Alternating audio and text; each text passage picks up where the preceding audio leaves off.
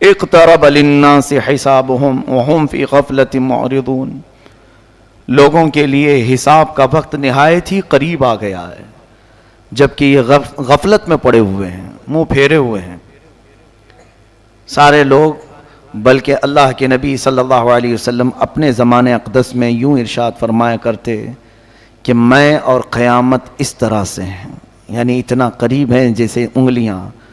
1400 سال پہلے کے عرصے کو حضور نے قریب فرمایا، تو اب تو ہم بالکل ہی قریب آئے ہیں اس طور پر کہ قیامت ہمارے سر پر ہے۔ ساری نشانیاں ظاہر ہو چکی ہیں، محض چند بڑی نشانیوں کو آنا باقی ہے جس کے بعد قیامت قائم ہو جائے گی۔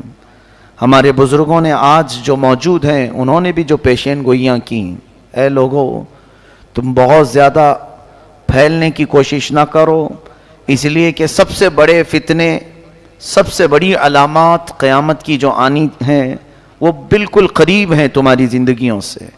دجال کا ظہور، یاجوج ماجوج کا نکلنا بہت ہی قریب ہے۔ اللہ تعالیٰ قرآن میں آج کی اس پارے میں ہم نے یہ بھی پڑھا، حتی اذا فتحت یاجوج و ماجوج، یاجوج ماجوج کو کھول دیا جائے گا۔ یہ کوئی دو آدمی نہیں ہے، ایک بہت بڑی فوج ہے، بہت بڑی فوج، اتنی کہ انسانوں سے بھی زیادہ ہیں، اور یہ جب دنیا میں داخل ہو جائیں گے ان کو اللہ تعالیٰ نے جزیروں پر قید کیا ہے۔ سد سکندری قرآن پاک میں اس کا بھی ذکر آیا ہے، کل 16ویں پارے میں ہم نے پڑھا تھا۔ حضرت ذوالقرنین ایک بزرگ ہیں جن کا تذکرہ آیا ہے، سکندر ذوالقرنین، اللہ نے ان کو پوری دنیا کی بادشاہت عطا فرمائی تھی، تو ان کو اللہ تعالیٰ نے حکم دیا تھا کہ یہ یاجوج ماجوج اس زمانے میں بہت فساد مچاتے تھے کہ ان کو قید کر دو کہیں پر۔ تو لوگوں نے آپ سے کہا قالوا یا ذا القرنین ان یاجوج و ماجوج مفسدون فی الارض فہل نجعل لک خرجا، یہ زمین میں اتنا فساد مچاتے ہیں تو آپ ہمارے لیے کوئی ان سے نکلنے کا راستہ بنا دیجئے۔ تو انہوں نے ایک دیوار بنائی تھی جس کا ذکر قرآن پاک میں ہے۔ حضرت ذوالقرنین نے سیسا پگھلا کر کے ایک بہت ہی مضبوط دیوار کھینچی، وہ دیوار کہاں ہے اللہ بہتر جانے، ہمیں قرآن نے اتنا کہا ہے کہ انہوں نے دیوار میں انہیں قید کیا۔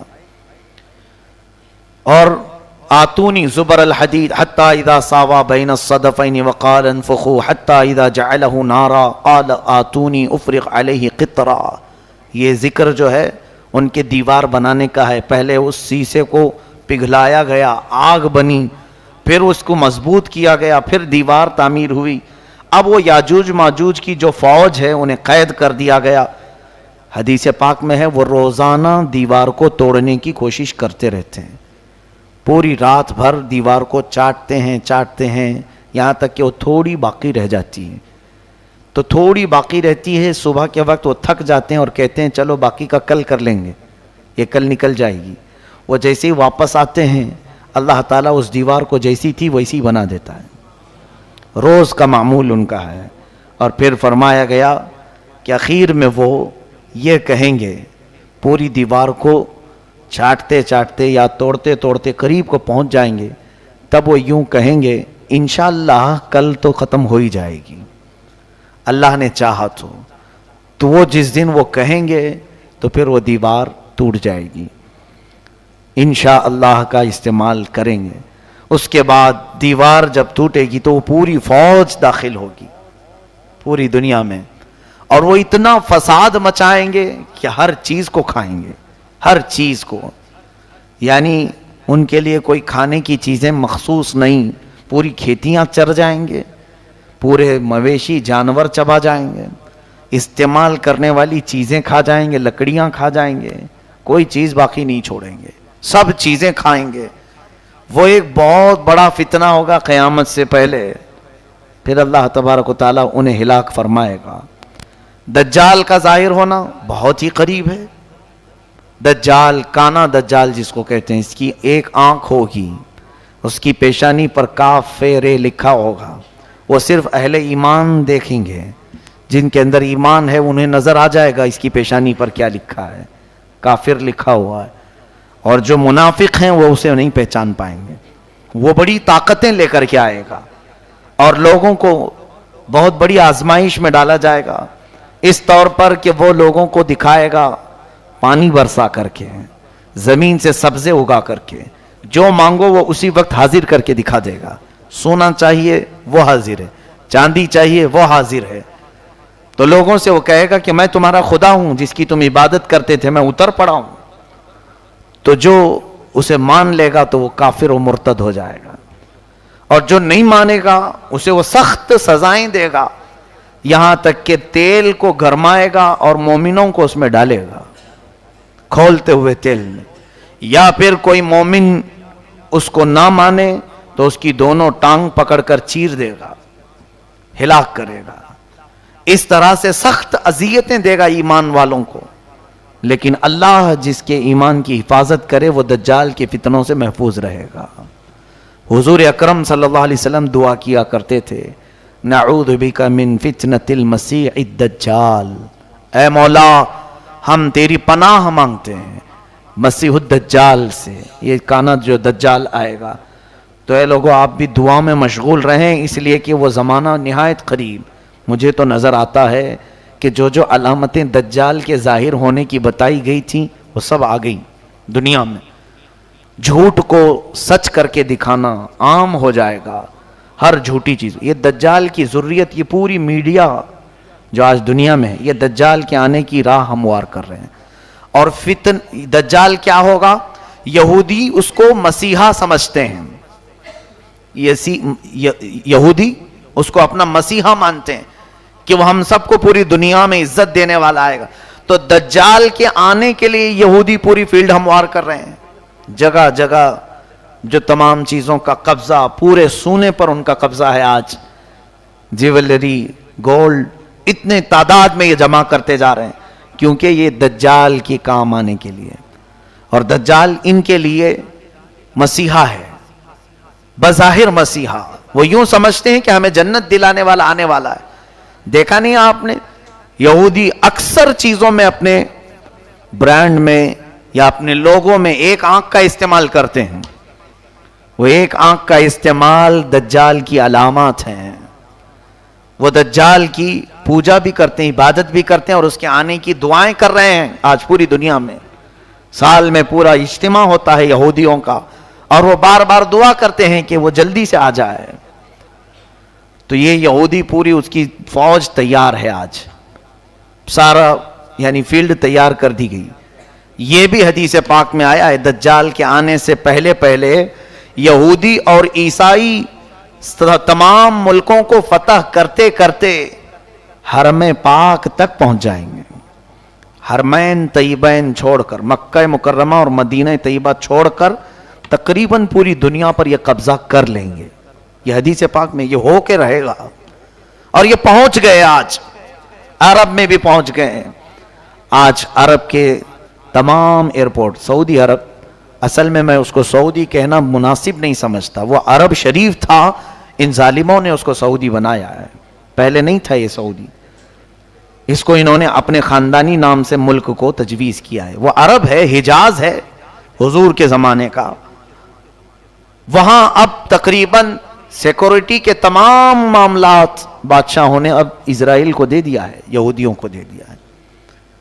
حتیٰ کہ ابھی ابھی نئی خبر یہ بھی ملنے کو آ رہی ہے کہ حج اور عمرے کے تمام انتظامات اسرائیلی کمپنی کو دیے جانے والے ہیں، یعنی وہ بہتر سے بہتر سیکورٹی فراہم کریں گے۔ کتنے سالوں سے، کئی 100 سالوں سے اسرائیل کا اور عرب کا کوئی تعلق نہیں تھا، سفارتی تعلق نہیں تھا۔ ابھی جا کر کے یہ تعلق بھی قائم ہونا شروع ہوا کہ براہ راست سعودی عرب سے پروازیں، طیارے، پلین اسرائیل جا سکتے ہیں، آ سکتے ہیں۔ یہ ساری چیزیں ہموار ہو گئیں، ان کی تمام دوستی کھل کر کے آ گئی اب، یعنی یہ یہود کو عرب میں داخل کرنے کے تمام راستے پیدا کر چکے ہیں۔ کیا یہ علامات نہیں؟ حضور صلی اللہ علیہ وسلم کی حدیثیں پڑھو، دجال کے آنے کی اور کیا علامات ہیں؟ فرمایا عرب جب کثرت سے گناہ میں مبتلا ہو جائیں گے، کثرت الخبث، یعنی خباثت عام ہو جائے گی۔ اسی کی تو ایک کڑی ہے کہ اب عرب میں بیچ بننے جا رہے ہیں، سینما تھیٹر کھلنے جا رہے ہیں، جوئے کے اڈے اوپن ہو رہے ہیں. یہ میرے آقا نے فرما دیا تھا عرب جو ہے خباثت میں مشغول ہو جائیں گے، علل اعلان برائیوں. پہلے سے تو تھی ان کے اندر لیکن اب کھل کر کے. یہ دجال کے آنے کی بڑی بڑی علامتیں. دریائے تبری جس کے متعلق یہ فرمایا گیا اس کا پانی سوکھ جائے گا تب دجال آ جائے گا. ابھی ہم نے رپورٹ میں دیکھا ہے کہ 2 یا 2.5 فٹ پانی اس میں بچ گیا ہے دریائے تبری میں. یہ تمام چیزیں اتنی قریب ہیں اور میرا مولا فرماتا ہے اقترب للناس حسابهم وهم فی غفلۃ. بہت ہی قریب آ گیا ہے لوگوں کے حساب کا وقت جبکہ یہ غفلت میں پڑے ہوئے ہیں. ایسا لگتا ہے کہ کچھ حساب دینا ہی نہیں ہے. قیامت کے آنے کے آثار تمہارے لیے سب چیزیں جو میرے آقا نے فرمایا سب کھل کر کے آنے لگیں. پھر کیوں ہم واپس جانے کی انتظار میں نہیں؟ اپنے لیے تیاریاں. آج دیکھیں بچہ بچہ گھر میں اپنے ماں باپ سے ایک چیز پوچھتا ہے عید کے میرے جوڑے کون سے ہیں. ماں باپ یا پھر تقریباً آج اکثر لوگوں کو آپ کسی مارکیٹ میں ہی دیکھیں گے سارے بازار بھرے ہوئے ہیں آج. کیوں؟ عید کی خریداری ہے. عید میں پہننا تو ہے میاں، ابھی عید تو 15-20 دن باقی ہے لیکن تیاری اب سے شروع ہے. ٹیلروں کے پاس جانا اور پھر اپنے سجنے سنورنے کے سامان لینا، یہ سب چیزیں ہو چکی. تقریباً عید آنے سے پہلے پہلے سب کے کپڑے تیار ہیں. گھر میں کیا بننا ہے یہ بھی تیار ہے، گھر میں کیسے سجاوٹ ہوگی یہ بھی تیار ہے، سب تیار ہے. ایک دن کی عید کے لیے ہم مہینہ بھر سے تیاریاں کر رہے ہیں. میرے عزیزو قیامت میں مولا کے حضور کھڑے ہونے کی کیا تیاری کی؟ کون کون سی تیاریاں ہمارے پاس؟ کبھی اپنے بچوں کو سکھایا کہ بیٹا وہاں رب تعالیٰ تو تجھے ننگا کر دے گا، تو کیا پہنے گا؟ قرآن پڑھا، اپنے لیے کچھ رکھا؟ کہیں تمہاری کوئی چوپڑی میں چھوٹی سی نوٹ بک میں لکھا ہوا ہے کہ میں نے اپنی زندگی میں اتنے ختم قرآن کیے ہیں، اتنی تسبیحات پڑھے ہیں، اتنے ذکر کیے ہیں؟ یا پھر کوئی تو چیزیں ایسی لکھ کر کے رکھو کہ رب تبارک و تعالیٰ کے حضور اگر پوچھا جائے تو یہ پیش کر دوں گا. ہم تو اندھا دھند جی رہے ہیں، ہم کو تو کوئی خبر ہی نہیں. باقی سب ہم جوڑے گنتے ہیں، ہر چیز کی تمام ہم کو حساب کتاب سب معلوم ہے. کس دن کیا بنے گا، کس دن کیا سجایا جائے گا، کس دن کیا پہنا جائے گا. میرے عزیزو یہ غفلت کی زندگی ہمارے لیے بہت ہی خطرناک ہے. مسلمان کی زندگی ایسی نہیں ہونی چاہیے. کفار و مشرکین اگر ایسے جیتے ہیں تو ان کے لیے تو اللہ نے جہنم تیار کیا ہے. اللہ فرماتا اعدت للکافرین، میں نے جہنم کو کافروں کے لیے تیار کیا ہے. تم کیوں اس کی تیاری کر رہے ہو؟ فاتقوا النار التي وقودها الناس والحجارة اعدت للکافرین، اس جہنم کی آگ سے ڈرو جس کا ایندھن میں نے انسانوں کو اور پتھروں کو بنایا. لیکن وہ جہنم کس کے لیے ہے؟ اے لوگو، کافروں کے لیے. تم خوش نصیب ہو، اللہ نے تمہارے لیے کہیں پر بھی قرآن میں ایک جگہ بھی نہیں فرمایا کہ جہنم ہے، بلکہ سب جگہ تمہارے لیے فرمایا ان الذین آمنوا وعملوا الصالحات کانت لہم جنات الفردوس نزلا. جو ایمان لائے ہیں، عمل صالح کیے ہیں، اے لوگو ان کی مہمان نوازی کے لیے تو میں نے جنت الفردوس بنایا ہے. ایک جگہ نہیں، ہر پارے میں تمہیں ملے گا جنات تجری من تحتها الانہار خالدین فیہا. ایسی تمہارے لیے جنتیں میں نے بنائی ہیں، باغیچے ہیں جس میں نہریں بہ رہی ہیں، جو جائے گا اس میں ہمیشہ رہے گا. لیکن بندہ ہے کہ وہ مولا کی سجائی ہوئی جنت کو لینے کی تیاری کرنا نہیں چاہتا. کافروں کے کام اچھے لگتے ہیں، یہود و نصارہ کے عمل پسند ہیں. ہماری پوری قوم کو ان کی ایکٹیویٹیز میں دلچسپی ہے، ان کے کیریکٹر کو دل سے لگانے کو پسند کرتے ہیں. باقی رہی بات مصطفیٰ کریم صلی اللہ علیہ وسلم نے جو اخلاق کریمانہ دیے تھے، اور اسی لیے سچ فرمایا تھا میرے آقا نے، دنیا میں ایسے جیو جیسے مسافر رہتا ہے، بہت جلدی تم چلے جاؤ گے یہاں سے، اور ہمیشہ کی زندگی کو کیوں یہ چھوٹی سی زندگی پر قربان کرتے ہو؟ یہاں جتنا بھی عیش کرو گے عارضی ہوگا، ٹیمپرری ہوگا. ارے دیکھتے نہیں یہاں کپڑے بھی پرانے ہوتے ہیں، دیکھتے نہیں یہاں پر چیزیں بھی پرانی ہو جاتی ہیں، بہت جلدی پرانی ہوتی ہیں. اور تم دیکھتے دیکھتے ابھی تمہاری جو جوانی ہے وہ جھریوں میں بدل جائے گی، ابھی چہرے پر رنکلز آنے شروع ہو جائیں گے. دانت جھڑنے شروع ہوں گے، بال سفید ہونے لگیں، کمر جھکنے لگے گی.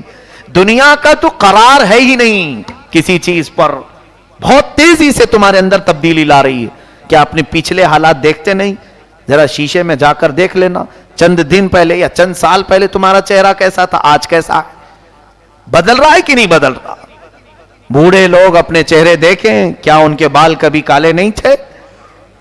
کیا ان کے چہرے جگمگاتے نہیں تھے حسن سے؟ بہت جلدی تمہارے چہروں پر بھی جھریاں آ گئیں، بدل گئے. تو کیوں یہ نہیں سمجھتے کہ یہاں کی کوئی چیز میں قرار ہے ہی نہیں، پائیداری ہے ہی نہیں. بہت تیزی سے دنیا ہماری ساری چیزیں بدل دیتی. لیکن مولا فرماتا ہے جس کو میں نے جنتی لباس پہنایا وہ کبھی پرانا نہیں ہوگا. جنتی جو بھی اندر جائے گا وہ کبھی بوڑھا نہیں ہوگا. جو جوان ہے جوان ہی ہمیشہ کے لیے. وہ پائیداری ہے، اس کے اندر استقرار ہے، قرار ہے. ان تمام چیزوں کو چھوڑ کر بندہ اپنی غفلت میں جی رہا ہے. اسے مختصر سا عیش چاہیے. خیر، اللہ ہمیں دنیا کی مکاریوں اور عیاریوں سے بچائے. بس دنیا سے اتنا لے لو جتنا جینے کے کام آ جائے، اتنا حاصل کر لو جتنا یہاں سے زندگی گزر جائے، لوگوں کے سامنے ہاتھ پھیلانا نہ پڑے، اللہ اپنا محتاج بنائے رکھے، بس اتنی زندگی گزار لو. باقی رہی بات بہت زیادہ پھیلنے کی تو جنت میں پھیلا لو، وہاں زیادہ سے زیادہ پھیلا لو جتنا ہو سکتا ہے. تم کثرت سے دعا کرو. حدیث پاک میں ہے تمہیں ملے نہ ملے دنیا میں دعائیں قیامت کے دن پہاڑوں کے برابر نیکیاں اسے دی جائیں گی. پوچھے گا بندہ یہ کہاں سے مولا، میں تو اتنی نیکیاں کیا نہیں تھا. رب تعالیٰ فرمائے گا اے بندے تو دنیا میں روز مجھ سے مانگتا تھا، میں نے تجھے دیا نہیں، وہ سب یہاں کے لیے جمع کر رکھا تھا. بندہ کہتا ہے کاش میری دنیا میں تو کوئی دعا قبول نہیں کرتا، کوئی نہیں قبول کرتا، سب یہاں کے لیے رکھتا. تو آج تو میں فخر سے جنت میں سب کو بتاتا کہ میں سب سے زیادہ نیکیاں جمع کیا ہوں.